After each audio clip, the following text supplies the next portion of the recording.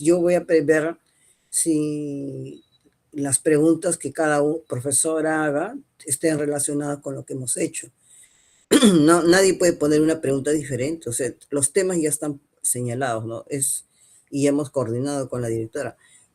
Las preguntas son sobre los estimadores, ¿no? ¿Cuáles son los métodos estimadores? Que ya saben ustedes cuáles son, y las propiedades de estimadores, las tres propiedades de estimadores que hemos avanzado. Eso no hay problema, entonces yo no entiendo a qué se refieren, porque los conceptos son los mismos.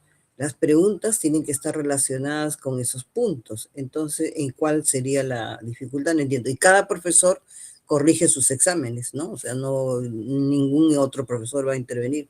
La profesora corregirá lo de sus alumnos y yo corrijo lo de mis alumnos. Entonces, no entiendo en dónde estaría la dificultad. O es que me pueden dar un ejemplo concreto para saber, ¿no? Porque particularmente no entiendo la pregunta que ustedes me están haciendo.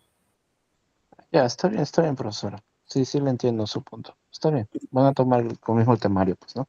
Claro, no vamos a tomar otro tema, entonces desde ese punto de vista no va a haber ningún problema, ¿no? Ahora, quizás la dificultad, bueno, por eso es que vamos a evaluar, ¿no? Nos vamos a reunir, o sea, el examen lo vamos a hacer las dos.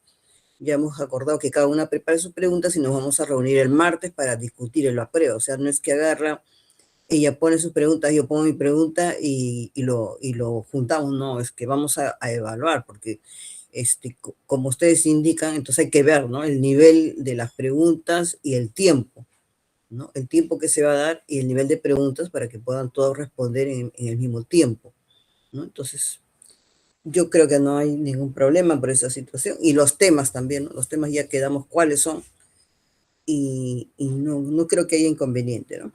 Bueno, entonces, bueno, pero si lo hay, ustedes tendrían razón de reclamar, ¿no? No hay problema. Para eso, ustedes también saben muy bien que somos seres humanos y nos podemos equivocar. Pero vamos a tratar de que cada profesor va a tratar, y yo también, de que las preguntas estén relacionadas con lo que hemos hecho. Yo no podría permitir una pregunta o con un tema que no hemos hecho. O sea, eso yo no aceptaría, ¿no? Porque estaría perjudicando a los alumnos del grupo, ¿no? Entonces, cada profesor tiene que velar por esa situación. Bien, entonces, hoy día vamos a hacer un repaso de los conceptos y de los ejercicios que están pendientes, porque hasta en la parte práctica 4, a la guía práctica 4, corresponde lo que es la primera práctica calificada. Y el resto de material que está pendiente, que lo vamos a resolver en las 2 semanas que nos queda de clase, ya entra al examen parcial, ¿no? Entonces, lo primero que les estaba preguntando es, ¿qué entienden ustedes por estadística inferencial? Porque paramétricas, ¿no? Porque también el próximo semestre, o no sé, creo que están llevando en paralelo, no sé cómo es la no paramétrica, que son dos enfoques diferentes de la estadística inferencial. Y eso tiene que estar claro porque ustedes tienen que saber qué están haciendo, ¿no? O sea, no pueden tampoco memorizar las cosas y solamente trabajar como autómatas, porque, por ejemplo, hemos estado discutiendo a nivel del vicerrectorado, también están haciendo una serie de capacitaciones para los docentes y discutiendo una problemática y le he mandado, por ejemplo, 2 videos al delegado, ¿no? Un video y un comentario, y que me olvidé decirle, pero que se los debe enviar a ustedes, y es sobre el problema de la generación Z con respecto al conocimiento, ¿no? Sobre todo a partir del 2010, ha habido a nivel mundial, no solamente a nivel de Perú, una decaimiento, una baja en el rendimiento en lo que es matemática y la lectura. Bueno, en el Perú la cosa es más grave, ¿no? Porque la preocupación mundial es que hay países como Suecia y muchos países de Europa donde su nivel era alto y sin embargo han sufrido en el último estudio de PISA, ha habido una baja considerable y eso ha llevado a la preocupación y al estudio de por qué está ocurriendo, ¿no? ¿Por qué con esta generación está ocurriendo eso? Porque como señalaba, no se supone que una generación debe superar, ¿no? Por ejemplo, los hijos deben superar a los padres en lo que respecta al rendimiento, ¿no? Y digamos, coeficiente intelectual, pero ¿qué es lo que se ha observado con esta generación, que le llaman la famosa generación Z? Que ha habido una disminución, es decir, no están superando a lo que sus padres conocían, ¿no? Sino que ha habido un estancamiento y eso está llevando a una preocupación a nivel mundial. Entonces, por ejemplo, en Europa, ¿qué es lo que han decidido hacer? Volver al cuaderno y al lápiz, ¿no? Y los libros y reducir al mínimo la tecnología, porque la tecnología mal utilizada ha traído como consecuencia ese bajo rendimiento. Entonces, y ahora entiendo también, ¿no? Porque en la universidad no es ajena a esta situación. Hay un bajo rendimiento a nivel de la educación básica, que es la primaria y secundaria. Eso revierte en lo que es el rendimiento a nivel de universidad, porque eso también yo he observado que en los últimos años una situación preocupante en cuanto al rendimiento de los estudiantes en estadística. Y bueno, por lo menos le hemos comunicado a los profesores que hemos visto esta situación en la escuela, a ver qué se puede hacer.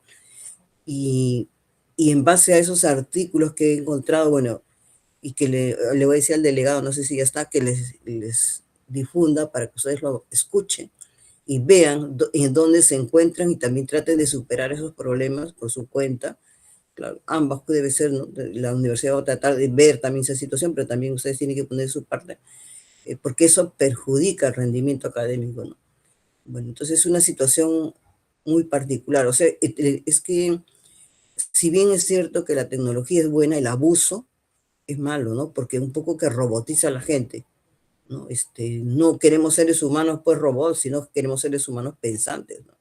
Y entonces ahorita, a nivel de todo del mundo, estamos en una situación así un poco peligrosa, ¿no? Que está llamando la preocupación a todos los que son educadores, pero también a los que estudiamos en la universidad, porque si bien es cierto que es un problema de educación, quienes quizás tienen las herramientas para ver mejor esta situación por sus propios estudios son los que estudian educación, pero eso no significa que no nos preocupe a los que enseñamos en la universidad. Ustedes saben que los que enseñamos en la universidad no nos forman para ser profesores, sino que es ya, digamos, la vocación de cada uno de enseñar y ver cómo poder enseñar mejor.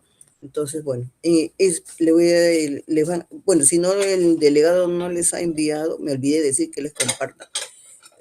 Ustedes le pueden pedir, pero no sé si ya está el delegado ahí presente, que les pueda compartir esos dos videos que son muy interesantes. Un video y un comentario de la BBC de Londres, ¿no? Sobre esta problemática.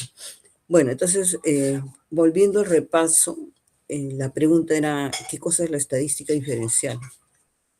¿No? ¿O qué entienden ustedes por estadística inferencial? ¿Para qué sirve la estadística inferencial?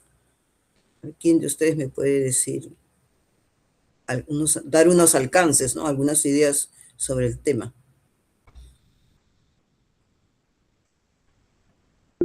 Sí, escucho.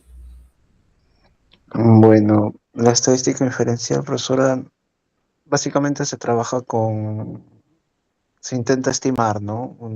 Una hipótesis o bueno, una pregunta en concreta, ¿no? En base a una muestra. Y normalmente se maneja con márgenes de error, hay un cierto grado de incertidumbre también. Ya. Bueno, primero, ojo con los conceptos, ¿ah?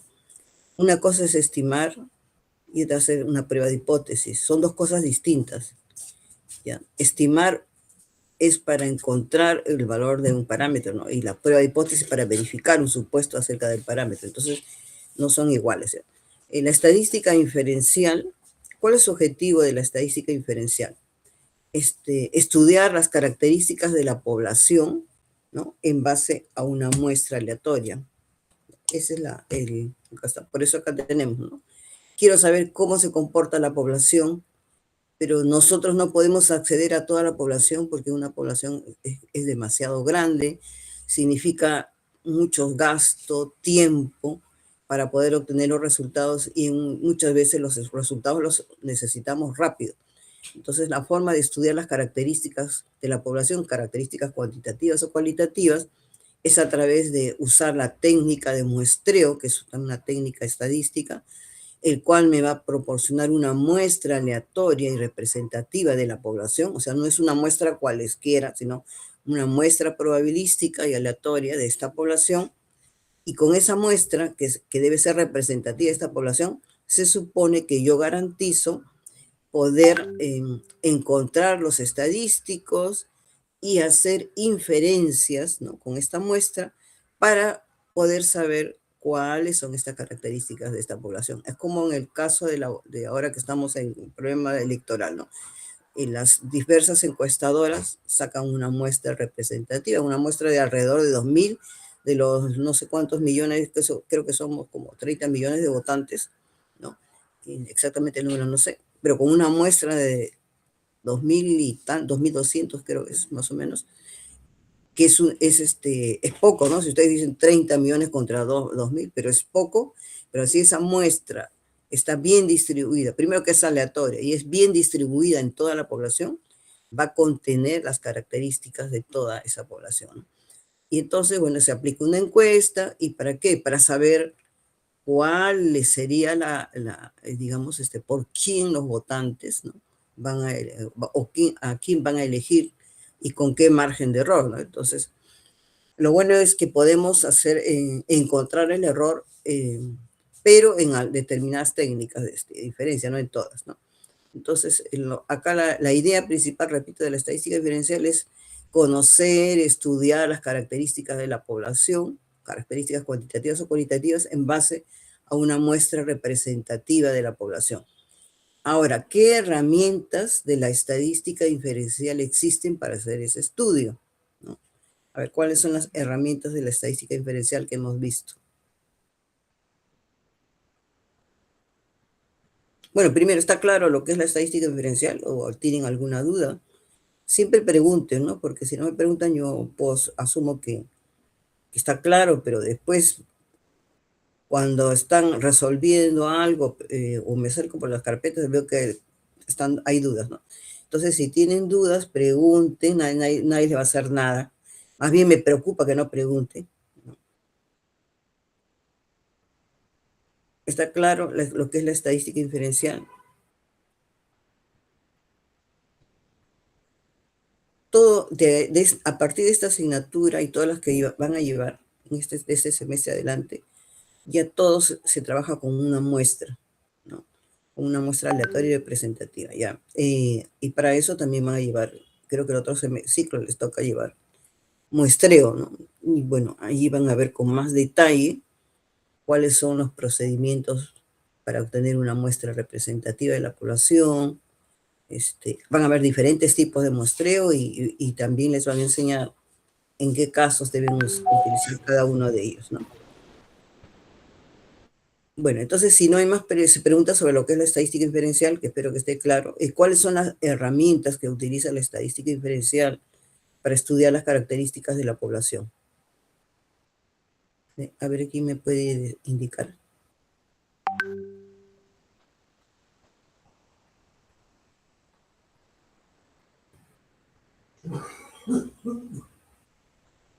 ¿Nadie se acuerda? Oh, ¿y cómo van a dar el examen si no se acuerdan? Miren, las diapositivas que les doy no es para que la encarpeten, tienen que estudiar. Es un mal hábito resolver sin estudiar, porque eso hace que en la mayoría de situaciones solamente hagan el cálculo, pero no saben qué están haciendo ni para qué, ¿no? Y entonces cuando tengan un problema, cuando se presente un problema, no van a saber cómo resolver, o sea, un problema real, ¿no? Porque cuando ustedes tengan que trabajar, nadie le va a decir, ¿sabes qué? Acá, hazme un estimador por tal método, etcétera, etcétera. No, le ponen el problema y ustedes tienen que leer el problema y tienen que darse cuenta qué es lo que le están pidiendo, ¿no? Entonces, es importante, por eso no solamente agarrar y resolver sin saber qué cosas es lo que están haciendo, porque eso es mecanizarse, ¿no? Y no les va a ayudar en nada a hacer profesional en estadística. Bueno, hasta ahora quizás por los cursos de matemática que han llevado, la matemática pues es diferente de la estadística, ¿no? La matemática son, digamos, cosas exactas, ¿no? Y lo interesante de la matemática es que nos ayuda a aprender la lógica del razonamiento, ¿no? Razonamiento matemático que nos ayuda también al razonamiento estadístico, pero es diferente el razonamiento estadístico del razonamiento matemático, ¿no? El- en el caso de estadística, nosotros no trabajamos con resultados exactos, sino hay una incertidumbre, como ustedes mencionaron antes, como su compañero mencionó. ¿Por qué? Porque cuando trabajamos con datos reales, no podemos decir exactamente lo que va a ocurrir, sino que buscamos llegar o acercarnos más a la realidad, pero siempre va a haber un margen de error y nosotros lo que nos interesa es ese margen de error que sea lo más pequeño posible para que nuestros resultados sean muy cercanos a la realidad. ¿Y por qué? Porque en la vida nadie, cuando hablamos de datos reales, ¿no? Nadie puede decir exactamente qué es lo que le va a pasar mañana, ¿no? O sea, de acuerdo a las condiciones actuales, podemos decir, ustedes inferir, ¿no? ¿Qué es lo que mañana mayormente les va a ocurrir? Pero no pueden decir exactamente, porque nadie tiene la vida comprada, como dice el dicho, ¿no? Entonces, la estadística trata de eh, encontrar cuáles son las posibles situaciones que pueden vivir mañana, por decir. A ver, entonces hemos visto dos, o hemos desarrollado una, pero hemos mencionado que existen dos herramientas principales, o importantes, o por no decir las únicas también, que utiliza la inferencia estadística. ¿Y cuáles son esas dos herramientas? Y son las que están en el sílabo. ¿Eh?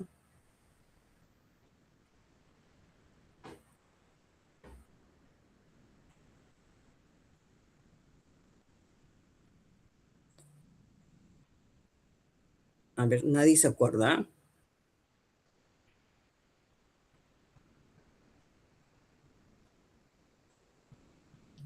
A ver, ¿qué pasa, jóvenes? ¿No han desayunado? ¿Están con sueño? Se fueron a celebrar por anticipado el Día del Trabajador.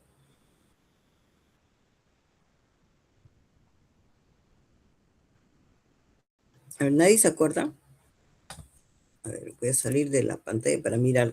Cuando yo pongo la diapositiva no puedo mirar las que están en la sala. Y hay solo 19 todavía. A ver, señorita Esperanza. ¿Qué me puede decir usted? ¿Cuáles son las herramientas que utiliza la estadística inferencial?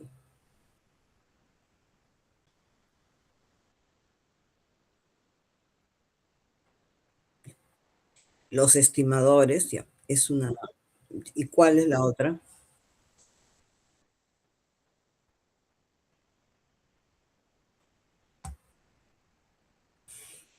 No, la suficiencia es una propiedad de los estimadores.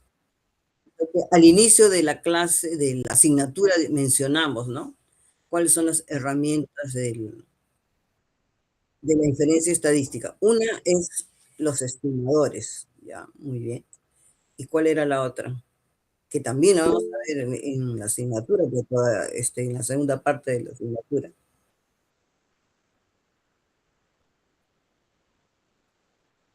Ajá, las pruebas de hipótesis. Entonces, las dos herramientas que utiliza la inferencia estadística para poder estudiar las cualidades, las características cualitativas o cuantitativas de una población son los estimadores y las pruebas de hipótesis. Entonces, ahora estamos viendo los estimadores, ¿no? ¿Qué cosa es un estimador? Hemos estado viendo hasta ahora en la práctica siempre estimador, ayer estimador, estimador. ¿Qué cosa es un estimador? Eso también lo dijimos en las primeras clases. Acuérdense, ¿no? Que ustedes hallaban un estimador y miren qué cosa estaban hallando.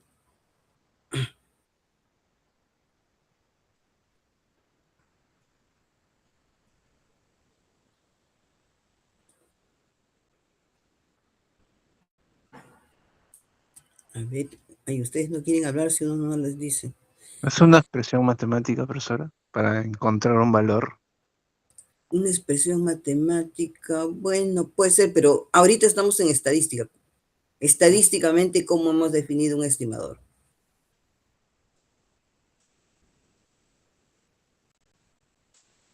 ¿Cómo construyo el estimador? ¿Qué utilizo para construir el estimador?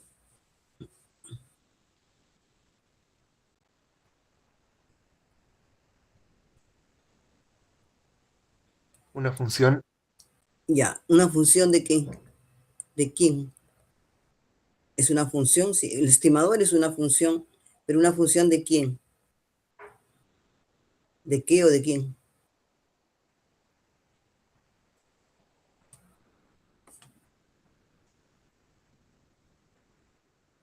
Miren, miren sus estimadores que han encontrado, vean las formas que toma, porque no todos son iguales los estimadores, y, y pueden darse cuenta. Ya, me han dicho que es una función, está bien, es una función, pero ¿de qué? ¿O de quiénes? De la variable aleatoria. De las variables aleatorias. O sea, un estimador es una función de variables aleatorias, ¿no? Y esa función, pues, no es la misma para todos los casos, ¿no? Entonces, ¿para qué utilizo ese estimador? Es una función de variables aleatorias, pero ¿para qué me sirve? ¿Qué cosa pretendo encontrar con un estimador?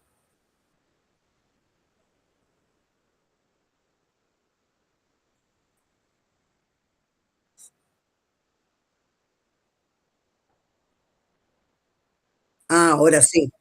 Ojo, tienen que tener mucho cuidado en lo que dice. El estimador no es para obtener datos numéricos, sino el estimador en base a los datos de una muestra, ¿no? En base a los datos de una muestra aleatoria, reemplazan en el estimador, porque el estimador es una función, y encuentran un valor numérico, ¿no? Y ese valor numérico, ¿cómo le denominamos?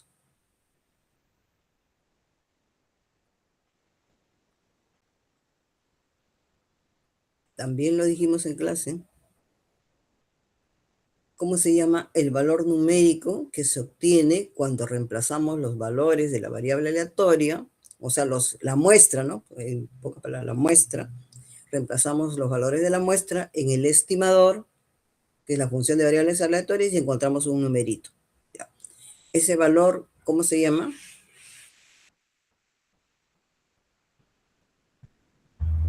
Profesora, estimación. Estimación.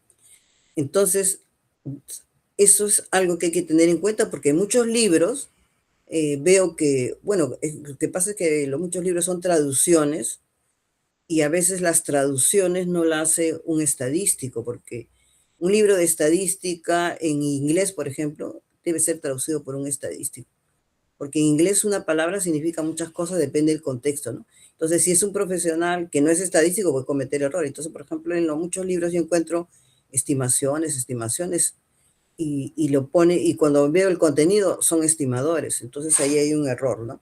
Entonces, el estimador es una función de variables aleatorias que nosotros construimos en base a algunos criterios, y luego, con los datos de la muestra aleatoria, reemplazo en ese estimador y encuentro un valor numérico, y ese valor numérico es una estimación.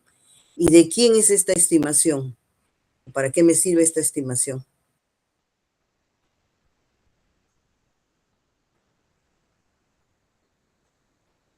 ¿Qué es lo que me interesa estimar? ¿Qué es lo que me interesa estimar? Perdón.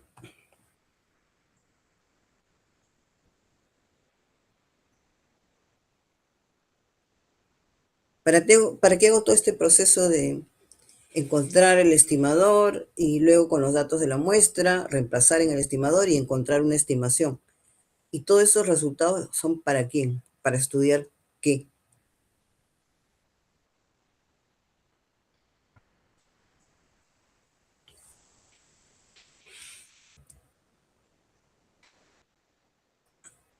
A ver, veamos. A ver, Ortiz. ¿Sería para aproximar a un valor quizás esperado, profesora? como un valor esperado. A ver. O sea, intentamos predecir, ¿no? Un resultado y con eso intentamos estimar o aproximar. Ya, pero ¿qué cosa? ¿De qué? ¿De quién? ¿Para qué?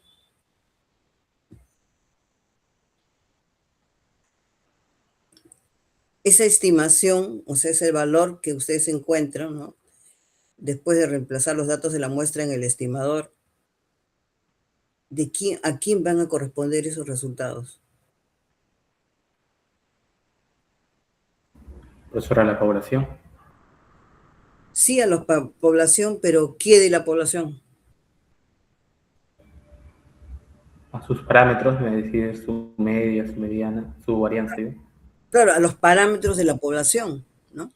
Nosotros estimamos los parámetros de la población, ¿no? Entonces, el obtener el estimador, o sea, esa función de variable aleatoria, es usar pues matemática y concepto de estadística, ambos, ¿no?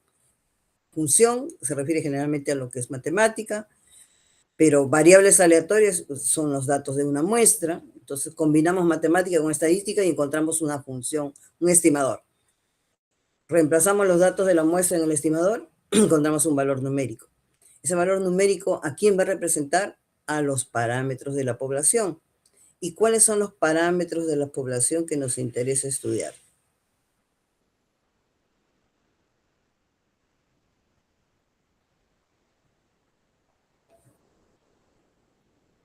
Recuerden que en estadística descriptiva, ¿qué es lo que estudiaban? La media y la varianza. Ya, la media y la varianza. Igual, ¿no? En este caso, nosotros queremos estimar generalmente la media y la varianza de la población, porque esos son los que representan las características, pero ¿de qué variable, qué tipo de variables son esas características, la media y la población? La varianza, perdón. ¿Qué características de la población estudian la media y la varianza?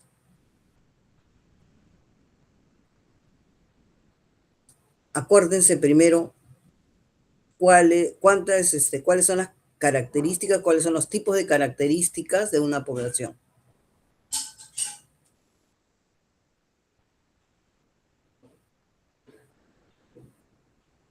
Recuerden qué es una característica. ¿Qué es una característica de la población? ¿Qué característica de la población puede ser de interés estudiar? A ver, díganme una característica de la población que les interese estudiar. A ver. Piensen en el aula, ya que su población sea el aula nada más de estudiantes.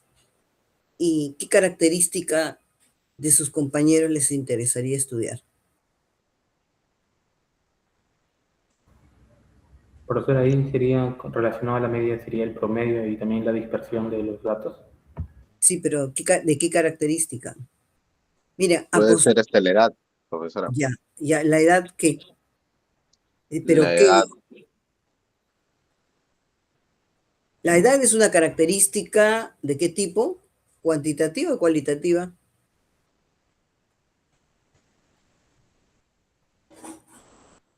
Cuantitativa.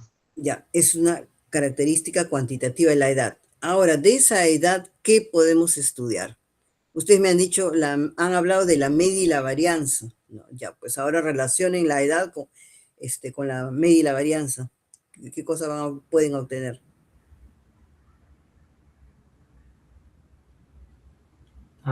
El promedio de edad del aula o, por ejemplo, también la dispersión de las edades de los alumnos, algo así.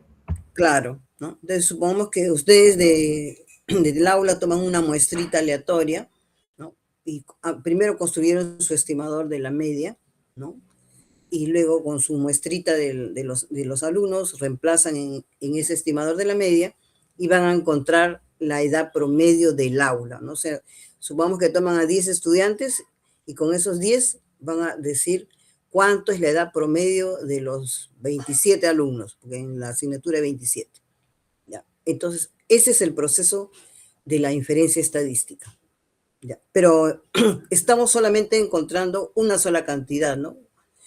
Entonces, cuando encontramos una sola cantidad, ¿cómo se llama el tipo de estimación? Porque ustedes han revisado el Silos y al comienzo de clase mencionamos que habían dos tipos de estimación. Profesora, la puntual. Claro, la que estamos viendo ahorita es la puntual.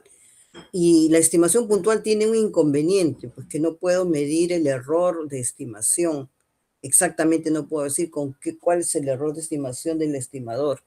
No puedo encontrar sus características, pero no puedo saber con cuánta precisión se ha obtenido ese estimador. Entonces, más adelante vamos a ver estimación por intervalos, ¿no? Que sí me da un nivel de precisión de esa estimación, ¿no? Y el estimador por intervalo se basa en el puntual, por ejemplo, ¿no? Bueno, ya. A ver, ya entonces ustedes me dicen muy bien la edad promedio y la dispersión promedio del aula con respecto a las edades, porque lo que les interesa también es que para que la media sea representativa, también la varianza debe ser pequeña, ¿no? Para considerar que, bueno, con respecto a las edades, hay cierto grado de homogeneidad. Eso se refiere a las características cuantitativas. Pero si yo quisiera estudiar una característica cualitativa de esa población, ¿cómo represento, con qué parámetros represento esa característica cualitativa?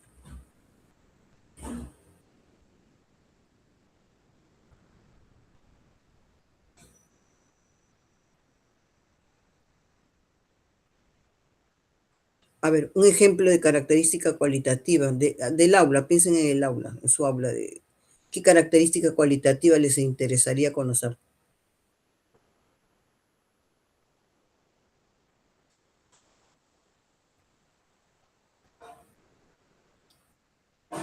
Hay muchas, a ver, cualquiera de los estudiantes presentes.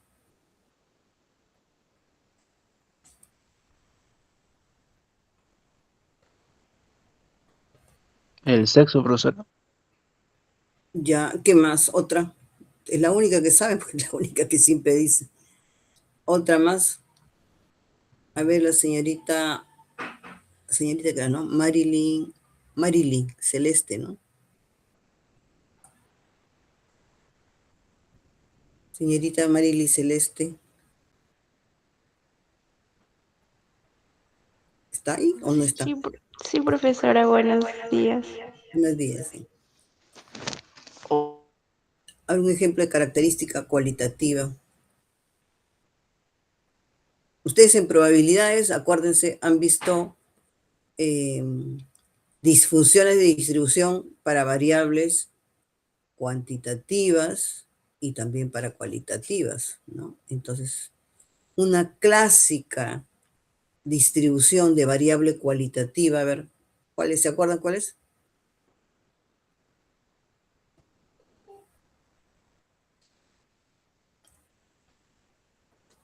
Ay, ahora entiendo por qué cuando llegan al octavo semestre los estudiantes tienen problemas. Pues que miren, que ustedes tienen, por eso les digo, no pueden andar a ciegas, ¿ah? Tienen que saber qué están haciendo. A ver, vamos a ver quién, a ver, preguntemos a otro, si no se acuerdan. Alexander Jesús Córdoba. ¿Cuál es la distribución que han estudiado en probabilidades y que es para estudiar qué tipo de característica cualitativa estudia una distribución bastante conocida? ¿Cuál es la distribución que estudia características cualitativas? Es una de las variables y utiliza, bueno, mejor no les digo, porque si no ya le doy la respuesta. ¿Cuál es la distribución que estudia características cualitativas de una población? Recuerden, ¿qué distribuciones han estudiado? A ver, hagan memoria, un poco memoria.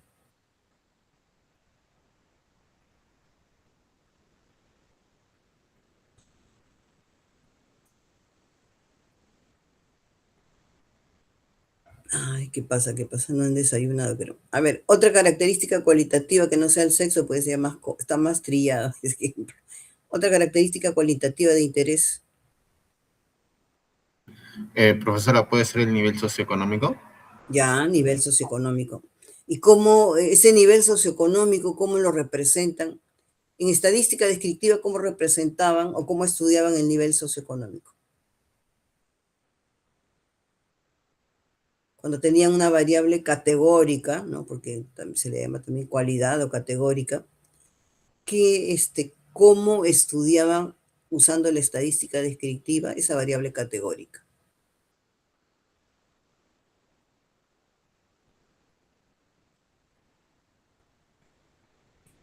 En niveles, pues, se distribuía por nivel socioeconómico. Ya, no, claro, es que ya hemos dicho que se distribuye, pero ¿cómo? ¿Qué hacían? Pues, ¿cómo lo representaban? Por la frecuencia. Frecuencias, pero más que frecuencias, ¿qué es lo más común usar? No, porque decir 15 alumnos, bueno, 6 alumnos pertenecen al nivel socioeconómico A, 2 al socioeconómico B, y bueno, ustedes saben que el INEI tiene 5 niveles socioeconómicos, ¿no? Que es diferente al nivel de pobreza, ¿no? Y el nivel de pobreza, consideran pobre extremo, pobre no extremo, pobre, a ver, y no pobre, ¿no? Con respecto al nivel de pobreza, el INEI considera 3 situaciones nada más, 3 casos, ¿no? Pobre extremo, pobre no extremo y no pobre. Y a nivel socioeconómico, 5 categorías, A, B, C, D y E. Entonces, esas cosas, por ejemplo, ustedes también tienen que manejarlo, pues deben leer qué cosa hace el INEI, cómo representan las variables, ya. Pero cuando ustedes estudiaban los niveles socioeconómicos, ¿les interesa cuántos casos o cómo era la mejor forma de interpretar las variables de este tipo?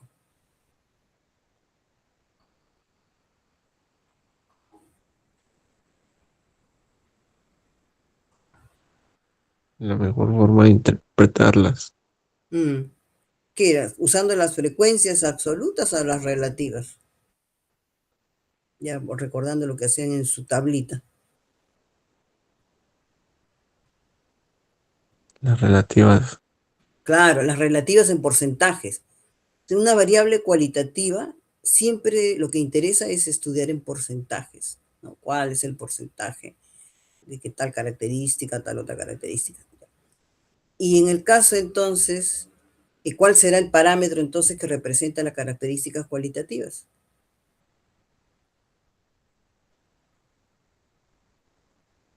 La relativa solito, recuerden que es la relativa solito el número de casos de ese nivel socioeconómico que me están diciendo sobre el número total de casos. Entonces, esa cantidad relativa, cuando lo multiplico por 100 se transforma en porcentaje, pero si no lo multiplico por 100 es una proporción, ¿ya? Es una proporción. Entonces, y miren, hemos visto eso al inicio de las clases. Las características cualitativas las estudiamos mediante proporciones, ¿no? Y la proporción, ¿cuál es, digamos, la distribución que estudia proporciones? Que proporción en otro caso es el número de casos que nos interesa estudiar, ¿no? Y eso, ¿mediante qué distribuciones se representan? Hay varios tipos de distribuciones para ese caso de proporciones. ¿Recuerdan? Y hay una que es más conocida que la ruda, como digo yo, que es bastante conocida.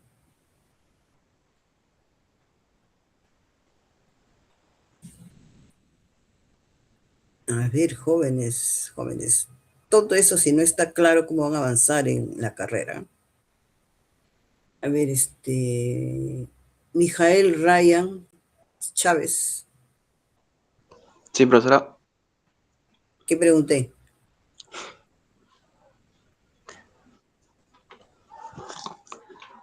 Hice una pregunta y estoy esperando la respuesta. ¿Qué pregunté?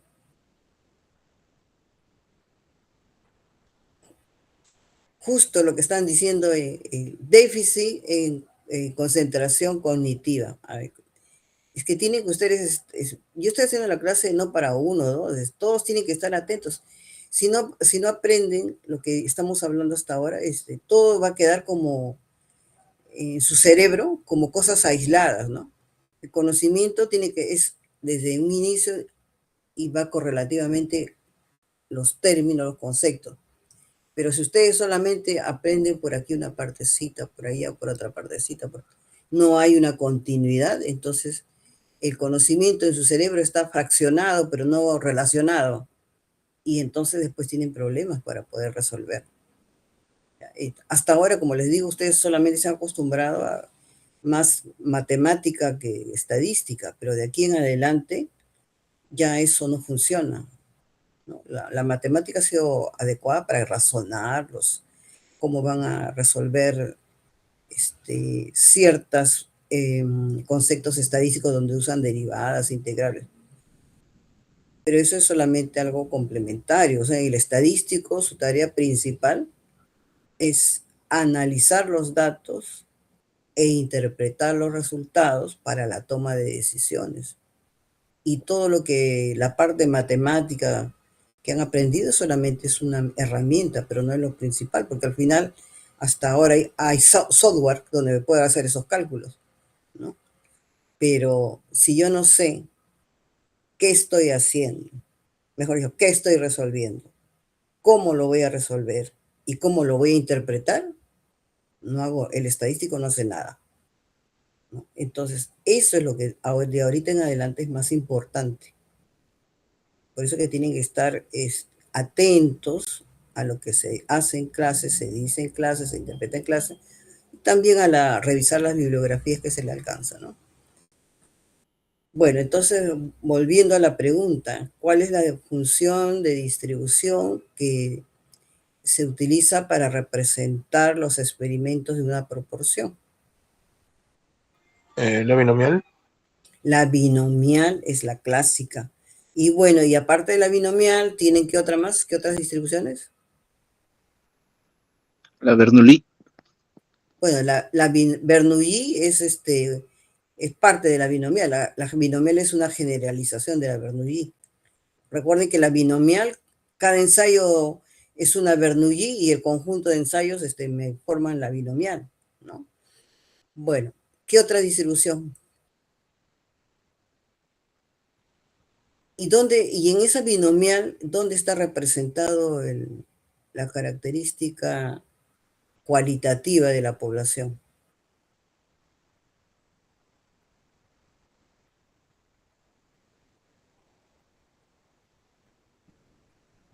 Por ejemplo, ¿me pueden dar un ejemplo de donde apliquen la distribución binomial?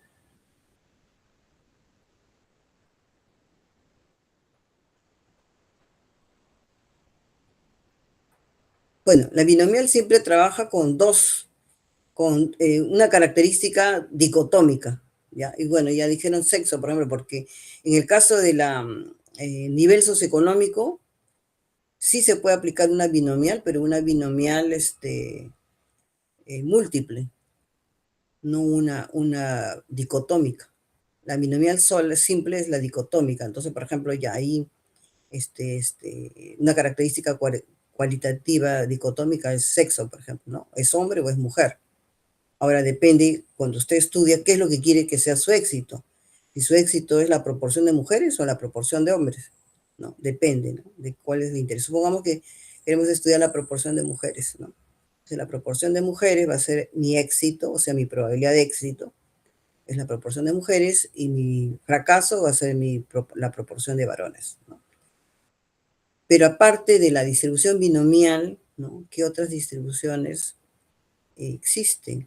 Tienen la de Pascal, ¿no? La geométrica, que es la Pascal, tienen la binomial negativa y tienen la binomial múltiple, ¿no? La binomial múltiple se aplica, por ejemplo, en el caso cuando han indicado nivel socioeconómico, donde hay más de la variable tiene más de una categoría, ¿no? Perdón, más de dos categorías. Porque tanto la binomial negativa, geométrica solamente se utiliza para variables dicotómicas, ¿no? Éxito, fracaso, sí o no. Pero en el caso de la binomial múltiple, mi variable cualitativa puede tener más de 2 categorías, ¿no? Como es el nivel socioeconómico, que tiene 5 categorías. Entonces, en ese caso, solo podría estudiar el nivel socioeconómico usando la binomial múltiple, ¿no? Bien, ya. Entonces, hemos visto, ¿no? Entonces, para estudiar los parámetros poblacionales cuantitativos de interés es la media y la varianza. Y los cualitativos, parámetros cualitativos, es la proporción, ¿no? Y bueno, aparte también se puede estudiar, como hemos estado mirando a lo largo de estas semanas, los parámetros de la población, los parámetros de la función de distribución o de la función de densidad de probabilidad, que no necesariamente coinciden con la media, ¿no? No siempre el parámetro de una distribución es su media o varianza, depende, ¿no? Eso solo ocurre con qué. ¿Cuál es la única distribución que sus parámetros poblacionales coinciden con su media y varianza? Hay una única distribución. ¿La Poisson, profesora? No. No, una cosa es que la Poisson es donde digamos, la media y la varianza son iguales, ¿no es cierto? Pero yo no he preguntado eso, yo he preguntado cuál es la distribución que su media y varianza son los parámetros de la distribución. ¿La normal? La normal, ¿no? En la normal siempre el valor esperado es mu y la varianza es sigma cuadrado, ¿no? En cambio, en las otras no necesariamente. Hay pequeñas variaciones. Porque en la Poisson, la esperanza es lambda, bueno, supongamos que el parámetro teta o lambda, y la varianza igual, ¿no? Una cosa es que coincidan, ¿no? Y otra cosa es lo que les estaba preguntando, cuál es la única función cuyos parámetros coinciden con su valor, con sus parámetros, con sus medidas de valor esperado y medida de dispersión. Entonces siempre, ojo, tienen que prestar atención qué es lo que le están preguntando. Bien, ya. Ahora, se supone que está claro que es un estimador puntual, porque eso es lo que estamos viendo ahora, y es lo que va a entrar a la práctica, estimador puntual, que ya hemos visto que son funciones de variables aleatorias. Pero ¿cómo obtengo ese estimador? ¿Cómo es hasta ahora que hemos visto para obtener ese estimador?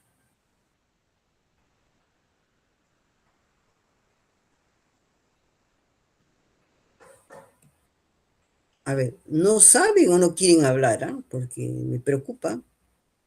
Entonces, no puedo creer que han estado trabajando como autómatas. A ver, Cristian Omar Palomino.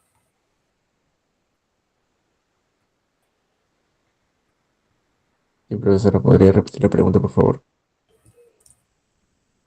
¿Cómo obtengo el estimador? Recuerden que hemos dicho que estimador es una función de variables aleatorias. Cada función de distribución que yo considere, su estimador tiene una forma diferente, ¿no? También el valor esperado o la varianza también tiene un valor diferente según el tipo de distribución. Todo no es exactamente lo igual, ¿no? Entonces, ¿cómo obtengo ese estimador? Toditos han estado en sus hojas ahí encontrando el estimador. ¿Y cómo han obtenido ese estimador? Va a depender del método que se utilice. Puede ser de momentos o de verosimilitud. Claro, entonces, cuando le digo cómo obtiene el estimador, hay 2 métodos nada más, ¿no? En el caso, bueno, esta asignatura estamos viendo 2 métodos, ¿no? Porque son solamente de los parámetros. Entonces, estimador mediante momentos, el estimador se puede obtener usando el método de momentos o de máxima verosimilitud. Ahora, depende de la asignatura, ¿no? Como aquí solo estudiamos los parámetros, es por eso que solamente vemos esos dos métodos. Pero cuando usted, bueno, estudiamos los parámetros de la población en general o de la función de distribución. Pero cuando ustedes lleven regresión, modelos lineales, no sé si están llevando o van a llevar modelos lineales, ¿les corresponde ahora? Después. ¿Están llevando modelos lineales? No, profesora. ¿Y Aún cuándo? no, Entonces, profesora. el otro semestre les corresponde entonces. Creo que sí, porque este curso creo que es requisito para modelos. Bueno, entonces en modelos lineales van a haber modelos de regresión. Y un modelo de regresión que han visto uno bien simple. Por ejemplo, un modelo de regresión simple que vieron en los cursos básicos, ¿cuál es? Fácil. Regresión lineal. Lineal, ya, lineal. Entonces la regresión lineal tenía su parámetro, ¿no? Una regresión lineal, ¿cuántos parámetros hay? Tiene. Uno tenía, creo que era beta. Dos. El alfa, que es el intersecto, más el beta, digamos, que es el que acompaña a la variable. ¿Ya? Entonces tiene dos parámetros. Entonces, ese alfa y ese beta también se encuentra su estimador. Pero el estimador ahí ya no es, como no es digamos, un puntual, ¿no? Sino es un modelo de regresión, ya el método ya no es ni de los momentos ni de máxima verosimilitud.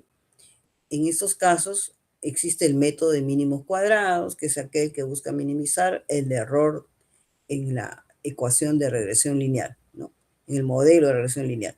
Entonces, allí ya cada herramienta estadística, o sea, cada asignatura estadística que ustedes van a ver, las formas, ¿no? O los criterios que se manejan para estimar los parámetros es distinta, ¿ya? Solamente en estadística inferencial usamos el método de momentos y el método de máxima verosimilitud.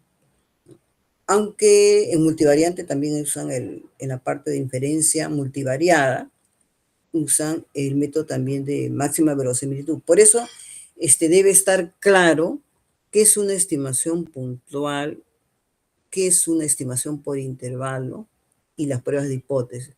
Porque cuando lleven en el octavo semestre el análisis, en el noveno semestre, el segundo curso de multivariante, es inferencia multivariada.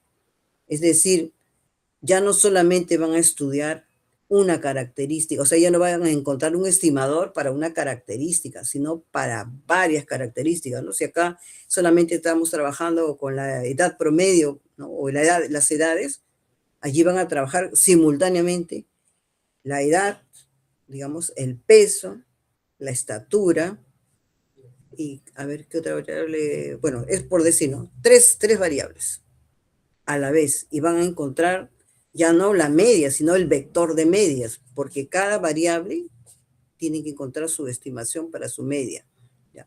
Ya van a hacer pruebas de hipótesis, no para una variable, como vamos a ver en esta asignatura, sino una prueba de hipótesis para varias variables, es una prueba multivariada, ¿no? Y van a hacer también, bueno, no intervalo de confianza, acá hacemos intervalo de confianza para una variable.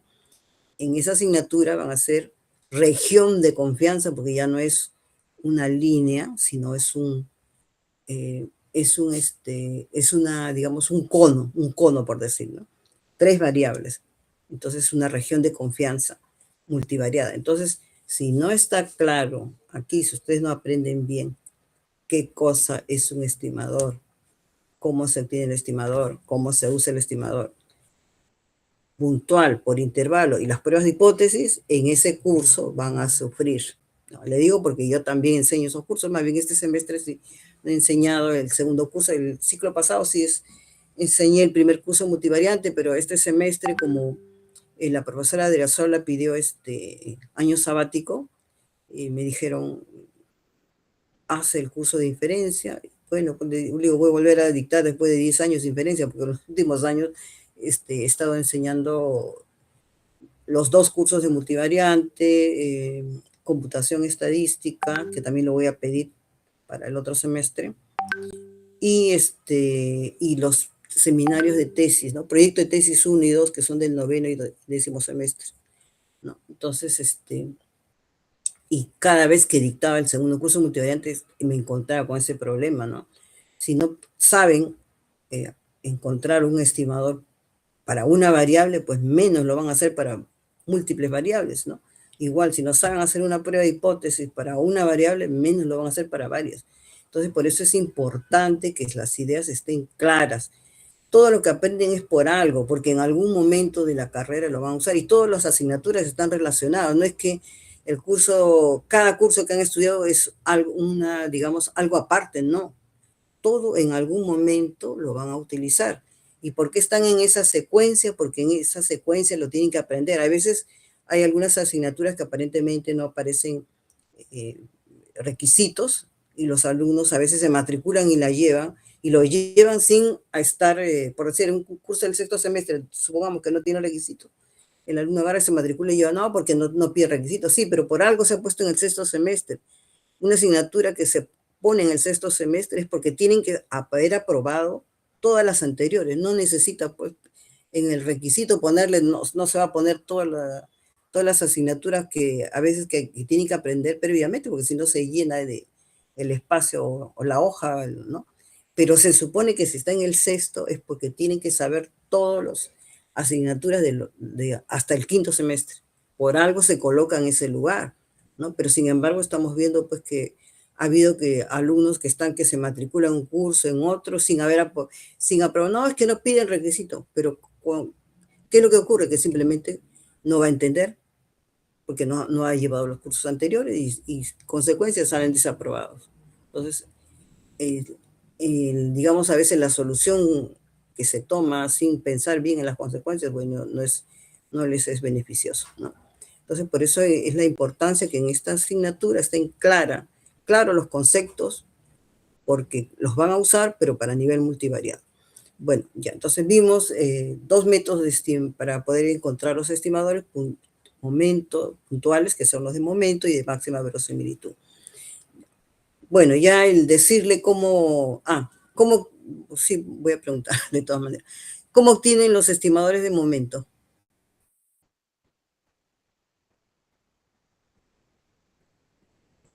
A ver, vamos a preguntar. Igualando el momento muestral al momento poblacional. Ajá, muy bien. Entonces, claro, pero si eso es pero ¿cómo trabajo si tengo un parámetro o si tengo dos parámetros?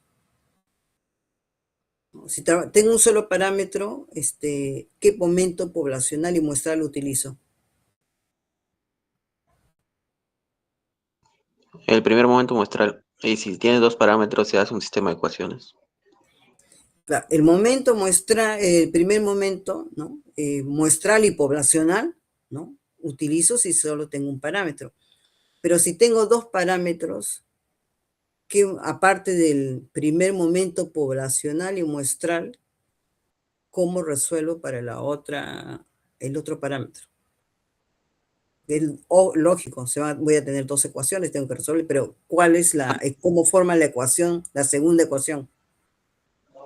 Se despeja de la varianza para hallar el segundo momento muestral. Claro, se trabaja con el segundo momento muestral y el segundo momento poblacional, o a veces, en algunas situaciones, se conviene trabajar con el segundo momento con respecto a la media, ¿no es cierto? Ay, perdón, voy a rechazar. Ay, me están llamando, pero ahorita no puedo. No.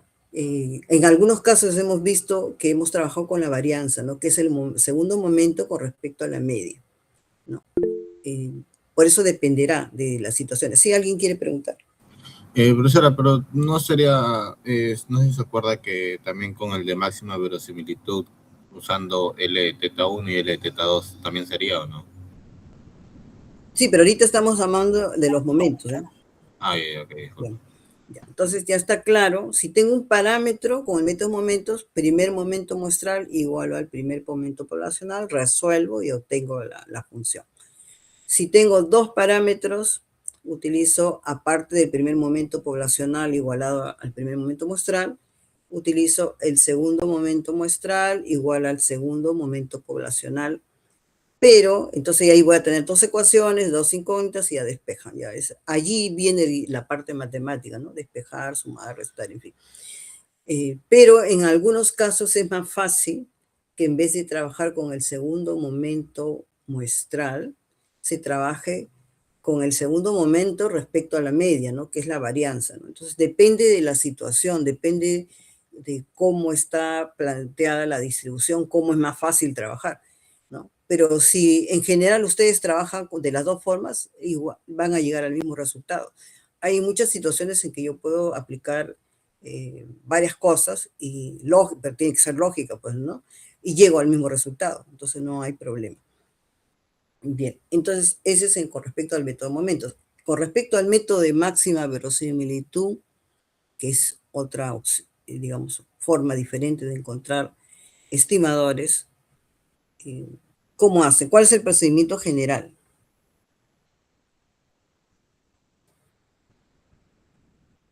Recuerden los pasos que ustedes han hecho para resolver encontrar un estimador máximo verosímil.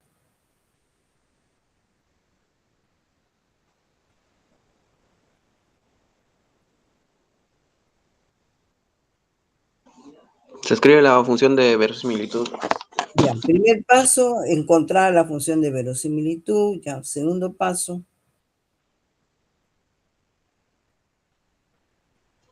Se evalúa el logaritmo natural en la función.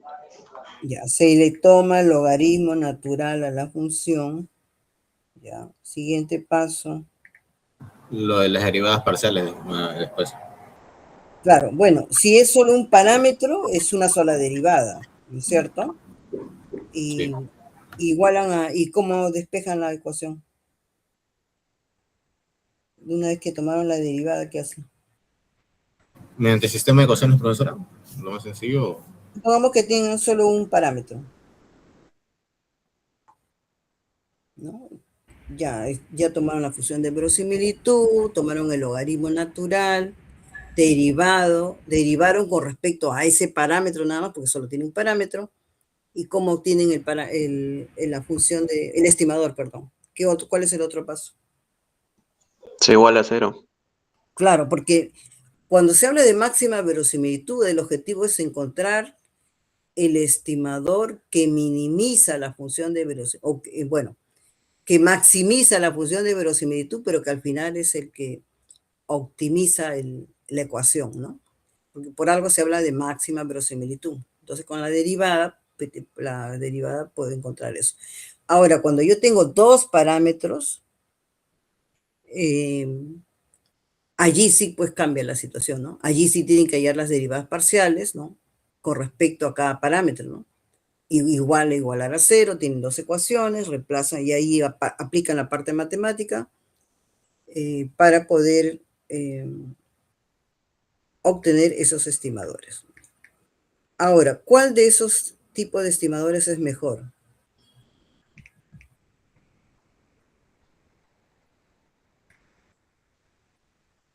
Bueno, se dice que la más es la máxima verosimilitud. ¿Por qué? Es cierto, el mejores estimadores es el máxima verosimilitud y son los más usados en todo lo que corresponde a la parte inferencial, ¿no? En la multivariada, por ejemplo, solamente van a ver el método de máxima verosimilitud. En momentos no se trata. ¿Por qué? ¿Por qué? ¿Cuál es lo que diferencia del método de máxima verosimilitud con respecto al método de los momentos?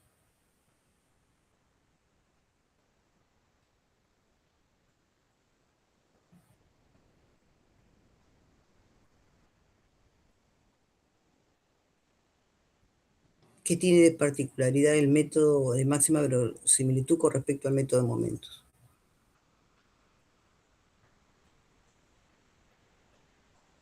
A ver, Ángelo Abdul.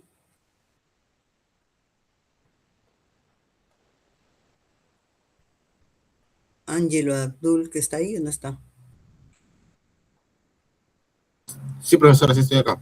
Sí, a ver, le preguntaba cuál es la diferencia entre usar el método de momentos o el máxima verosimilitud? ¿Cuál es el mejor método en estadística inferencial? ¿Cuál es el mejor método de estimación?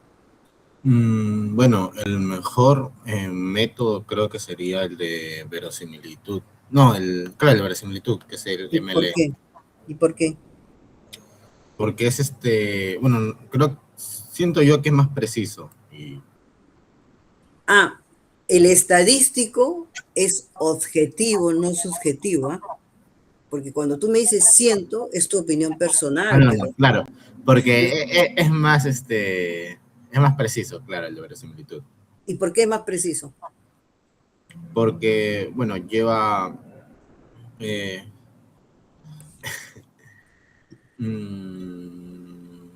porque lleva mayor... O sea, es como que se trabaja un poco más, en cambio el de momentos es como que muy directo, entonces por lo mismo es menos preciso. No, mire, aquí le voy a hacer aclaración y les voy a hacer un comentario también, ¿no? Mire, nosotros somos personas, o ustedes son profesionales del área de ciencias, y los de ciencias, los futuros profesionales estadísticos, y por la naturaleza de estudiar en ciencias, tenemos que ser objetivos. Nos basamos en evidencias, en hechos objetivos, no subjetivos. Entonces, cuando ustedes dicen creo, me parece, considero, es personal, pero la estadística no es subjetiva, no es en base a lo que yo creo, considero, pienso. ¿No? La estadística es objetiva. Entonces, esa mentalidad tiene que cambiar, ¿no? Y cuando aprendan a utilizar el razonamiento estadístico, no solo lo van a aplicar para resolver tareas de su profesión, sino que también ese razonamiento estadístico lo tienen que aplicar a su vida diaria, porque hay una dicotomía que es incorrecta, ¿no? O sea, y se observan en muchos profesionales estadísticos, ¿no? Muy objetivo, usa mucho raciocinio para resolver los problemas estadísticos, pero en su vida personal es un desastre, ¿no? Es subjetivo, hace lo que a él le parece, y hay una dicotomía y una contradicción, pues una persona no puede comportarse de una manera en su centro laboral y en su vida personal de otra manera. Y lamentablemente la educación que nos dan en nuestro país y también en los hogares lleva a eso, pero eso al final, a la larga, también nos trae consecuencias en la formación profesional, en el desarrollo profesional, porque no permite ampliar horizontes, ¿no? Entonces, en eso hay que tener bastante cuidado. Entonces, y lamentablemente, como les digo, pasa en todos lados. O sea, ahorita tenemos un problema a nivel de los estadísticos, tenemos un colegio profesional, supongo que sabe, ¿no? Y estamos también en proceso de elecciones.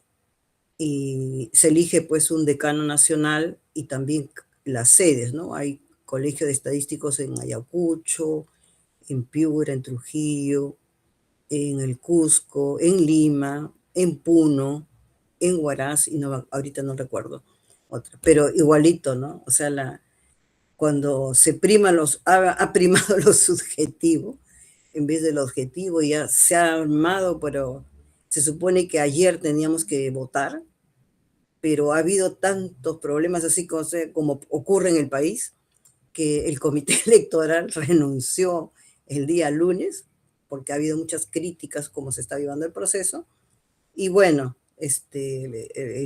antes de ayer en la noche tuvimos una reunión virtual, y realmente eso fue una olla de grillos, y yo realmente me quedé pasmada, y simplemente lo único que comenté, le dije, ¿cómo es posible que profesionales en estadística, estén actuando en forma incorrecta y tengan y sobre todo en base a subjetividades, o sea, hacían críticas en base y no objetivamente, o sea, ¿dónde se quedó nuestro razonamiento estadístico?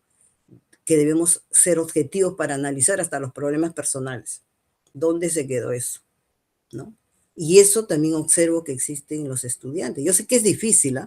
No es fácil, ¿no? Pero yo cuando estaba estudiando, empecé a estudiar la carrera de estadística hace muchos años, Fui estudiado en San Marcos también, igual que solo que el pabellón de matemáticas no era el que están ustedes ahora, ¿no? Antes funcionábamos en el pabellón de física, ¿no? En el pabellón de física estábamos física, matemática y biología, eran en la Facultad de Ciencias. Esas tres, y más ingeniería geológica. Esos 4 eran ciencias. Después, con el tiempo, se han ido separando, ¿no? Se formó la Facultad de Biología, la Facultad de Matemáticas, la Facultad de Física. Y bueno, pues física, matemáticas está en el pabellón en que ustedes se encuentran, que se inauguró en el 80 y tanto, si no me equivoco, 85, 86. Pero nosotros estudiamos, todos los cachimbos, estudiamos en el primer piso. ¿Han visto ustedes en física es el primer piso? Hay un auditorio, ¿no? Grande.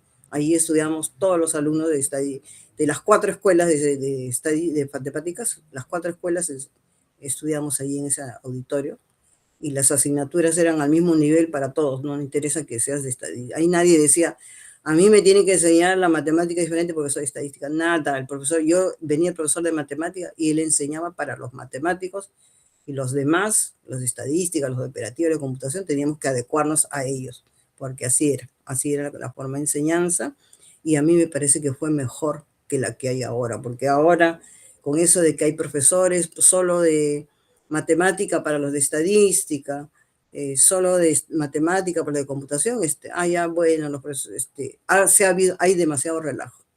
Hay demasiado relajo y consecuencias lo vemos en la forma en que ustedes están desenvolviendo, ¿no? Entonces, esas situaciones tenemos que superarlas. Es difícil, yo sé, porque son años de formación, pero uno tiene que, si quiere desarrollar en el ámbito profesional y personal, tiene que hacer el esfuerzo de cambiar, ¿no? Es difícil dejar de lado la subjetividad, pero debemos hacer el esfuerzo, ¿no? Bueno, entonces ya me olvidé. ¿Qué estaba preguntando? ¿Qué les había preguntado? Me estaba preguntando en este caso, cuál era mejor ya, bueno, ya que recuerdo, usted mencionó que era también por la varianza. Ya, miren, no es que yo mencioné, ojo que, miren, ustedes de ahora en adelante van a exponer trabajos y el profesor les va a calificar con rúbrica la exposición. En una exposición tienen que darse cuenta de lo que están diciendo. No es que yo dije nada. ¿Qué es lo que yo les he dicho? Que el método de máxima verosimilitud es el que tiene la mayoría de las propiedades de un buen estimador. Por eso es que se prefiere usar en vez de los momentos. Entonces, ¿qué propiedades de los estimadores hemos visto hasta el momento? A ver, ¿cuáles son las propiedades que hemos estudiado de los estimadores? ¿Cuál fue la primera? Y la más fácil también. Insesgamiento. Insesgamiento. ¿Cuál es la segunda? Consistencia. Consistencia. ¿Y cuál es la tercera que hemos visto la clase pasada?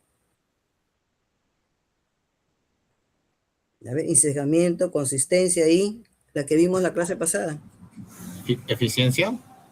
¿O consistencia? Consistencia. No, por eso, ya me dijeron insesgamiento, consistencia. ¿Cuál es la tercera que hemos visto y que va a entrar hasta la práctica? Suficiencia.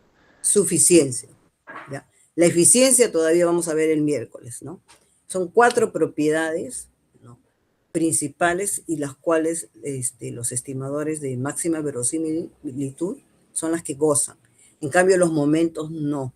Los momentos no tienen todas esas propiedades. Por eso es que el método de máxima verosimilitud es más usado. Entonces, se dan cuenta, no es porque yo diga, supongo, me imagino, no. Ya les he dicho, los estadísticos objetivos.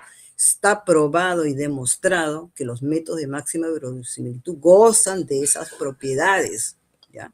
Entonces, ustedes tienen que acostumbrarse, cuando explican algo, a dar una justificación, en este caso teórica, que existe. Nada de supuesto, nada que la profesora dijo, me pareció, no. Tiene que tener un fundamento, y ese fundamento es la parte teórica, ¿ya? Entonces, nos falta ver la última propiedad, que como le digo, lo vamos a ver el día miércoles, y porque la práctica calificada, para los que han llegado tarde, y ya hemos conversado con la profesora, va a entrar hasta suficiencia solamente la práctica calificada. Y vamos a elaborar un examen en forma conjunta. La profesora va a poner sus preguntas, yo voy a poner mis preguntas, y el martes nos reunimos para ponernos de acuerdo en cómo se elabora el examen, ¿no? Porque tenemos que ponernos de acuerdo. Por ejemplo, ahí al comienzo algunos dijeron, profesora, que de repente hay problemas. No, primero que cada profesor corrige su examen. Segundo, que para eso nos reunimos, ¿no? Para que ponernos de acuerdo si las preguntas que se van a colocar corresponden a lo que cada uno ha enseñado. Pero en este caso no hay problema porque estamos hablando de los mismos temas, ¿no? Entonces nadie va a inventar, pues va a colocar una pregunta de un tema que no se ha hecho. Es imposible, ¿no? Al menos yo no lo permitiría. Ahora, el nivel, como es una práctica calificada, bueno, va a tener que ser, no, pues, no poner, tratar de que las preguntas sean de término medio, ¿no? O sea, en un examen tiene que buscar combinar, ¿no? Preguntas fáciles, preguntas intermedias y una preguntita por ahí, quizás que es un poquito más complicada, pero tiene que ser así. No se puede poner, pues, un examen con todas preguntas difíciles o todas preguntas fáciles, ¿no? Tampoco porque no mide el conocimiento. Tiene que tener de todos los niveles, ¿ya? Y cada uno con su puntuación. Bien, entonces ahora sí empezamos con el insesgamiento. ¿Qué cosa es un estimador insesgado? Primera propiedad, ¿qué es un estimador insesgado? Ya todas esas cosas tienen que estar fijadas en su memoria. Recuerden que el día viernes es el examen, la práctica calificada, perdón. ¿Cuándo decimos que un estimador es insesgado?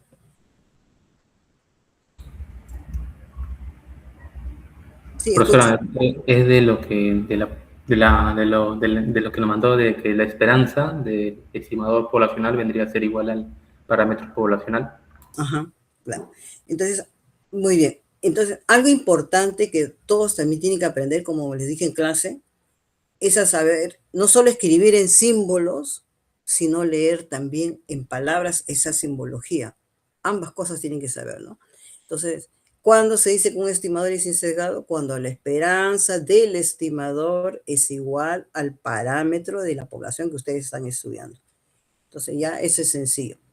¿Cuál es la segunda propiedad que hemos visto? Consistencia, me dijeron, ¿no? Ya, ¿en qué consiste la consistencia?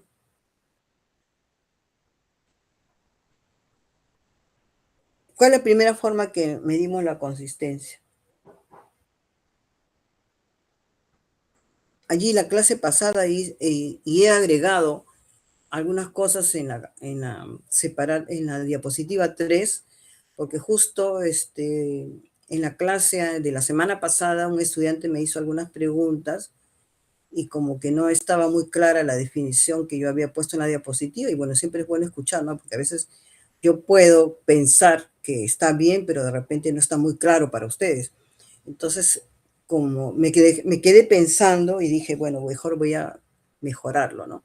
Y entonces, y también un alumno me preguntó sobre el insesgamiento asintótico, y también eso no lo había considerado. Entonces, revisando, porque yo siempre reviso la bibliografía y también siempre escucho al alumno, porque somos humanos y como le digo, errar es humano, pero también como hace años que no dicto, una década que no dicto esta asignatura, hay cosas que se me pueden estar escapando, entonces yo siempre escucho. Entonces comencé a revisar y encontré, ¿verdad?, que en muchos casos, si el estimador no es sesgado, asintóticamente puede volverse insesgado tomando una muestra grande. Entonces, estos conceptos los he agregado en la diapositiva 3 y está colgado. El mismo día, el día de la clase anterior ya lo había colgado antes de la clase, ¿no? Ha agregado ese concepto del ensejamiento asintótico y he hecho más precisiones sobre cómo debe evaluarse la consistencia.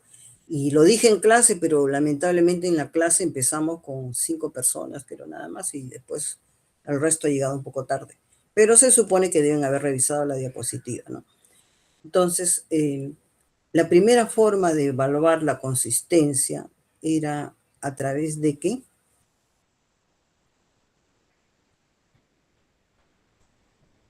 A ver, vamos a poner mejor la diapositiva, como ese día faltaron varios, o sea, mejor dicho, llegaron tarde.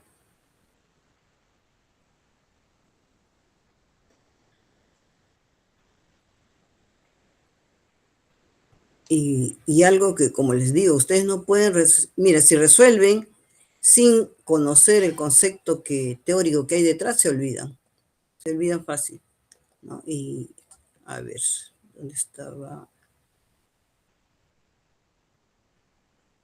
Primero coloqué lo que es estimadores, esto de acá lo agregué, bueno, esto de acá también, ¿no? Este desarrollo, pero agregué estimadores asintóticamente sesgados porque en muchas situaciones lo ideal pues es encontrar un estimador sesgado, pero a veces no siempre se ocurre, ¿no? Entonces cuando yo tomo un estimador asintóticamente sesgado es aquel que yo tomo, cuando tomo una muestra grande, esta diferencia entre la esperanza del estimador con respecto al parámetro original de la población, esto se hace cero, ¿no? O lo que es equivalente a decir pues que cuando tomo una muestra suficientemente grande, la esperanza del estimador se aproxima, tiende, no se acerca al parámetro de la población, al verdadero parámetro de la población. Entonces, este concepto se incluye porque más adelante, cuando estamos hablando de la consistencia, de la suficiencia, se menciona mucho sobre el estimador asintóticamente sesgado, y en buena hora que un estudiante me lo preguntó, no recuerdo exactamente quién, pero bueno, me preguntaron y entonces dije, voy a revisar por qué eso es necesario, y de veras que era necesario, y lo coloqué aquí, ¿no? Entonces, por ejemplo, acá teníamos este estimador, el estimador de la varianza muestral no es insesgado, ¿no? Pero si la muestra es grande, ¿no? Si la muestra es grande, toda esta cantidad se vuelve pequeña, digamos, se aproxima. Este acá se vuelve casi 1, y entonces se aproxima al valor verdadero de la varianza poblacional. Se aproxima, o sea, no tiende, por eso se dice, ¿no? Tiende, se aproxima, pero no va a ser igual, pero sí se aproxima bastante. Entonces, mi estimador no es insesgado, pero si dentro de la expresión del estimador aparece, sobre todo en el cociente, el tamaño de la muestra, entonces si yo tomo una muestra suficientemente grande, o sea, mayor a 30, entonces este estimador se va a aproximar al verdadero valor del parámetro poblacional, ¿no? Entonces se salva el problema de falta de insesgamiento, ¿no? Ya. Entonces la consistencia, ¿no? La consistencia pues lo medimos con el error cuadrático medio, ¿no? Del estimador. Y aquel igual el error cuadrático medio del estimador pues es a la varianza del estimador más el sesgo del estimador al cuadrado. Ahora igual también, ¿no? La consistencia en error cuadrático medio se puede obtener, ¿no? Con muestras suficientemente grandes, ¿no? Entonces, con muestras suficientemente grandes, nosotros esperamos que el cuadrado medio del error del estimador se aproxime a 0, ¿no? Se aproxima a 0, ¿por qué? Porque la diferencia entre el estimador encontrado con respecto al parámetro debe ser mínima, ¿no? Lo ideal es que esto sea igual a esto, ¿no? Que el parámetro sea igual, perdón, que el estimador del parámetro sea igual al parámetro, es lo ideal, ¿no? Pero ya les he dicho que en la vida real lo ideal no existe. Entonces, ¿qué es lo que buscamos? Que se aproxime más, ¿no? Cuando menor es la diferencia entre el estimador del parámetro y el verdadero valor del parámetro, entonces esto se va a volver casi 0, se va a aproximar a 0. ¿Y cuándo vamos a garantizar esto? Cuando mi estimador no es insesgado, tomando muestras suficientemente grandes, ¿ya? Bueno, entonces, esta es una forma de hallar la consistencia, ¿no? Otra forma de hallar la consistencia, acá les puse unas observaciones, es que para verificar que un estimador consistente no necesita ser insesgado, dice, pero un estimador insesgado es consistente. O sea, si mi estimador es insesgado, ya de plano sé que va a ser consistente. ¿Por qué? Porque el sesgo es 0 y el error cuadrático medio, ¿no? Basta ver el error cuadrático medio, basta la definición, ¿no? Si un estimador es insesgado, esto de acá es 0. El sesgo no tiene sesgo y es 0. Entonces el error cuadrático medio del estimador del parámetro se reduce solamente a su varianza, a la varianza del estimador. Ahora, si esta varianza del estimador está en función del tamaño de la muestra, sobre todo en su cociente, entonces esta varianza la podemos aproximar asintóticamente, ¿no? Usando una muestra de tamaño n, grande, suficientemente grande. Entonces esta cantidad se puede reducir a lo mínimo, ¿no? Porque lo ideal es que sea lo más pequeño posible esta varianza. Bueno, entonces estamos por acá, ¿no? Entonces la consistencia se halla por error cuadrático medio, es una forma de hallar. Otra forma de hallar es, por acá le puse, ya.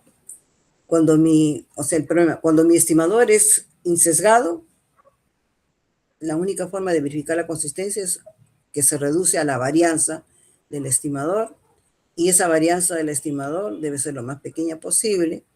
Ahora, si está esa varianza del estimador expresada sobre el tamaño de la muestra, en buena hora, porque se puede aproximar asintóticamente. Ahora, si el estimador, en un estimador consistente dice, supongamos que no es insesgado el estimador, pero sí lo podemos volver asintóticamente insesgado con varianza que tienda a 0 cuando el tamaño de la muestra es suficientemente grande. Entonces, si en mi estimador es insesgado, ¿no? Dirán, ¿ya no puedo hallar la consistencia? Sí puedo. Cuando no es insesgado, sí puedo hallar. ¿Cómo? Tomando una muestra suficientemente grande, de tal forma que la esperanza del estimador va a aproximarse al valor verdadero del parámetro poblacional, y la varianza va a tender a 0, ¿no? La varianza de este estimador. Porque la consistencia es esto, ¿no? Que se cumpla que el valor del parámetro, el valor del estimador del parámetro se aproxime al verdadero valor del parámetro poblacional, y que a su vez este estimador pues tiene que tener varianza pequeña, ¿no? Para que sea estable, para que tenga homogéneo, menor variabilidad. Eso es lo que me interesa. Entonces, ustedes o prueban con el error cuadrático medio la consistencia, ¿no? Acá error cuadrático medio, o prueban con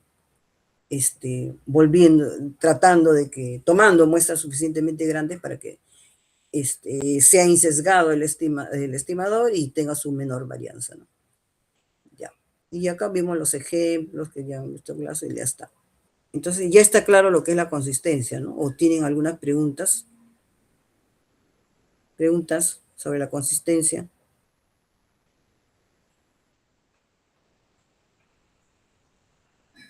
¿Preguntas? No hay preguntas. Ya está todo claro. Ya no quiero después quejas ni reclamos después en el examen, porque todo se está explicando detalladamente qué consiste. Ya. Y la última propiedad, que es la que hemos visto en la clase pasada, que es, ¿cuál es la última propiedad que vimos en clase?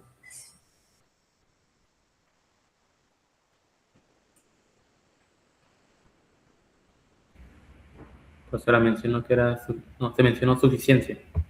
La suficiencia es la tercera propiedad. Ya, bueno, aquí también le he puesto las propiedades de los estimadores para que lo revisen, ya eso es algo adicional, ¿no? Pero está en base a lo que hemos hablado, ¿no? Hemos hablado de sesgamiento asintótico, como es, la consistencia, bueno, y lo que he agregado es esto de la invariancia y la normalidad asintótica, que es algo que han visto también en su curso de probabilidades. Ya, pero, ¿qué cosa es la suficiencia? ¿Cómo verificamos la suficiencia de un estimador? Que es la tercera propiedad que deben gozar los estimadores.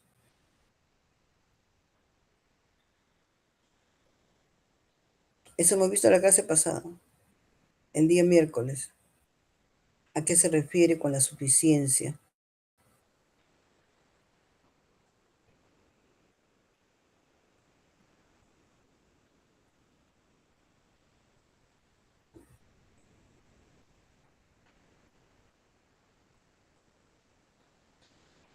La suficiencia, en pocas palabras, todo lo que acá dice es encontrar digamos, un estadístico que no dependa del parámetro de estudio. Entonces, un estadístico, ¿qué cosa es un estadístico? Acá está, le llamamos T al estadístico, Es una función de variables aleatorias, ¿no? Estadístico no es otra cosa que una función de variables aleatorias. Entonces, debemos encontrar eh, para el parámetro de interés, ¿no? Ya sea porque depende si la función de distribución tiene un parámetro o dos parámetros, debemos encontrar esta estadística suficiente, pero que no dependa del parámetro, ¿no? Para poder indicar que es una estadística suficiente. Ahora, ¿cómo encuentro esta estadística suficiente? Hemos indicado dos métodos que existen. ¿Cuáles son esos dos métodos que existen para encontrar la estadística suficiente? Por Neumann-Fisher y por lo de la familia exponencial. Claro, ¿no? El de Neumann-Fisher, que se denomina criterio de factorización, y el de la familia exponencial. Pero dentro de los más usados es el criterio de factorización, ¿eh?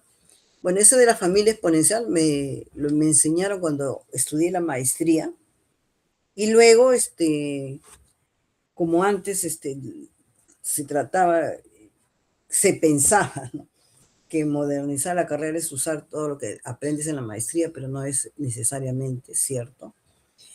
Entonces se implementó en la escuela colocarlo también en el pregrado. Pero que resulta que en las bibliografías que he revisado en los últimos años ya no aparece ese concepto.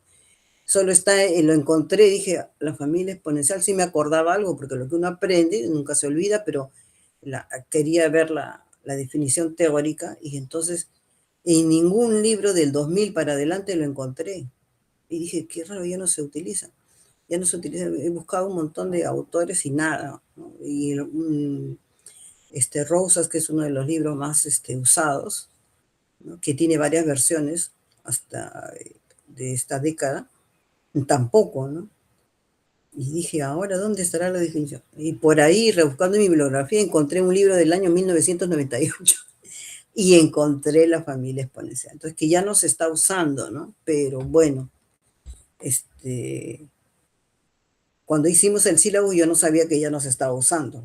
Y como le digo, hace 10 años que no estoy dictando esta asignatura. Pero siempre tengo que hacer la revisión bibliográfica y encontré. Pero bueno, pero ya se había considerado en el sílabo, ¿no? Entonces son dos criterios, ¿no?, que se utilizan para encontrar la estadística suficiente, que los dos criterios se pueden utilizar en algunas distribuciones, pero no siempre en todas, ¿no? Hay algunas distribuciones que se puede utilizar el criterio de factorización, otras es más fácil obtener la estadística suficiente en la familia, usando la familia exponencial, sobre todo cuando en la función de distribución aparece la exponencial. Entonces, cuando en la función de distribución aparece la exponencial, es más fácil o más rápido, por decir, encontrar la estadística suficiente, ¿no? Pero también por el criterio de factorización es rápido. O sea, yo no le veo mucha diferencia. Al final, ambos me dan los mismos resultados. Quizás por eso es que se usa más el criterio de factorización y ya no el de familia exponencial. Pero, bueno, ya que está en el sílabo, hay que aprender, ¿no? Hay que hacerlo de todas maneras. Yo no lo puedo cuestionar esa parte. Bueno, entonces, en el caso del criterio de factorización, ¿no?, ¿en cómo obtienen el criterio de factorización? Bueno, tienen que descomponer la función de variables aleatorias, ¿no? Tenemos una n variables aleatorias y tenemos un parámetro. Bueno, acá en este caso es un parámetro, pero hay distribuciones que tienen más de un parámetro. Entonces, la idea es darle forma a esta distribución de tal manera que quede multiplicada por dos funciones, ¿no? Una función que considere la estadística de las variables aleatorias y acompañado del parámetro, pero que esta estadística no dependa del parámetro, sino una cosa que esté acompañada y otra que dependa del parámetro. Y multiplicado por una función que solo considere las variables aleatorias o los valores de la variable aleatoria. Ahora, cuando esta no existe, porque hay funciones casos donde no existe, se considera como valor 1, ¿ya? Entonces, por ejemplo, hicimos esto en la pizarra, ¿no? Y al final, aunque por ejemplo, como acá hay exponencial, ¿no? Se puede trabajar con la familia exponencial o también con el criterio de factorización. Nos dio el mismo resultado, ahí ahorita no me acuerdo porque lo hicimos en la pizarra, pero ahí lo deben tener ustedes anotado. Exactamente el valor, ¿no? de la estadística suficiente. Y en el caso, aquí también se hizo, para el caso de la variable geométrica, también lo hice en el pizarra, y acá sí creo que era la suma de x, y, si no me equivoco. En la otra creo que no, exactamente no me acuerdo, tendría que volver a desarrollarlo porque no me aprendo de memoria las cosas yo. Pero aquí sí era la suma de x, y, eso sí, porque es sencillo en este caso de la geométrica. Ya. Y en la suficiencia mediante familia exponencial, allí lo que hago es dividir, ¿no? O sea, la función de densidad original la debo expresar de esta forma. ¿En qué consiste esta forma? Una función de los parámetros, ¿no? Que solo contenga los parámetros, multiplicado por una función que solo contenga las variables x, las variables aleatorias, y el exponencial, donde el exponente debe contener una función de los parámetros de la población multiplicado por aquí una función de las variables, ¿no? Que al final este es el estadístico suficiente, por eso le ponemos D también, ¿no? Entonces, aquí en este caso, pues ya sabemos que la variable aleatoria toma valores reales, ¿no? Y el parámetro teta va a pertenecer a un espacio de parámetros. ¿Por qué? Porque hay distribuciones donde no solamente tienen un parámetro, sino tienen dos, ¿no? Como la beta, la gamma, la distribución normal, ¿no? Tienen dos parámetros.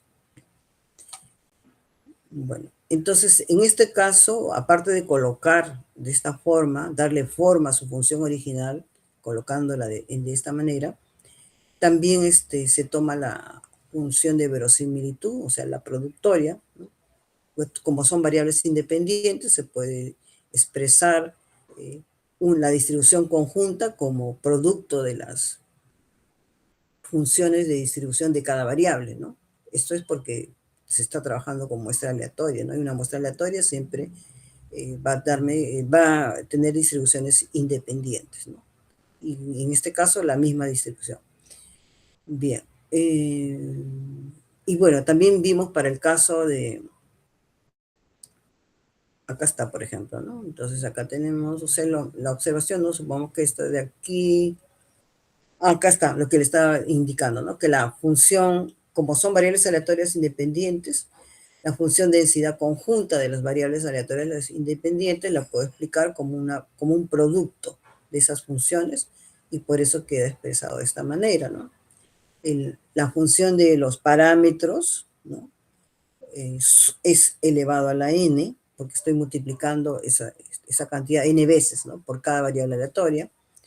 La función que está elaborada en base a las variables aleatorias queda acá como la productoria, y en el exponente, ¿no?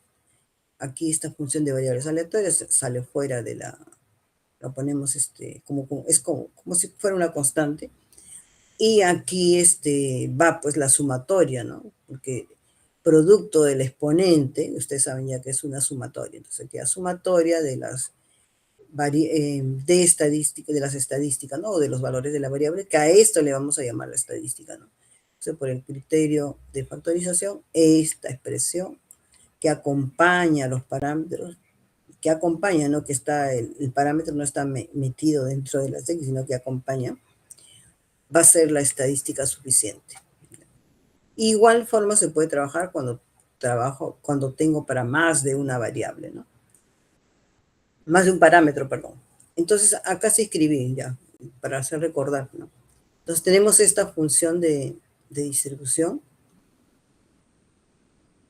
y con la variable aleatoria toma valores reales positivos, y el parámetro teta, pues, puede tomar valores mayores que 0, ¿no? Entonces, lo que tengo que hacer, si uso el criterio de exponencial es tratar de, aquí debe ir el producto de la función de parámetros, la función de variable aleatoria, en el exponente igual, ¿no? Función de parámetros, función de variable aleatoria. Entonces, aquí, esto lo único que hago es esto de acá descomponer, ¿no? Entonces, acá el teta cuadrado lo puedo considerar como una función de variable del parámetro, ¿no? Mi a de teta va a ser el teta cuadrado. ¿Quién va a ser mi b de x, mi función de variables aleatorias? X, ¿no? Le llamo b de x, función de variables aleatorias. Miren al exponente. Acá el teta solito sería la función de parámetros c de teta, va a ser igual a teta. Y la función de variables aleatorias, el d de x, va a ser igual a x. Entonces, en este caso, fácil, ¿no? He podido encontrar todos, pero en otras tengo que trabajar un poquito más, ¿no?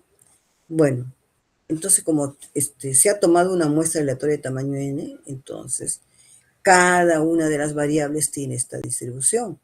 Entonces, si cada una de estas variables tiene esta distribución y son muestras aleatorias, si yo quiero encontrar la distribución conjunta de esas variables aleatorias, simplemente lo hago multiplicando. Entonces, por eso aparece acá la productoria de i de 1 a n, teta cuadrado de x a la i, por e a la menos teta xi. ¿Bien?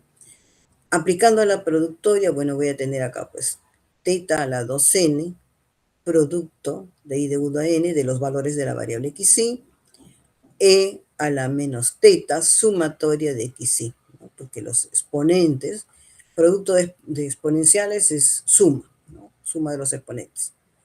Y aquí ya tengo, pues tengo acá mi a de teta, tengo mi b de x, tengo mi c de teta y tengo mi d de x. Este d de x, ¿no? Que acá lo estoy poniendo, es i de 1 a x, es la estadística suficiente, ¿no? Es el conjunto de variables aleatorias que acompañan al estimador, ¿no? Esta sería mi estadística suficiente. Entonces, como ustedes ven, es sencillo encontrar una estadística suficiente usando la familia exponencial o el criterio de factorización, ¿no? Con cualquiera de los dos métodos se puede obtener. Quizás en algunos casos es un poquito más laborioso, pero no es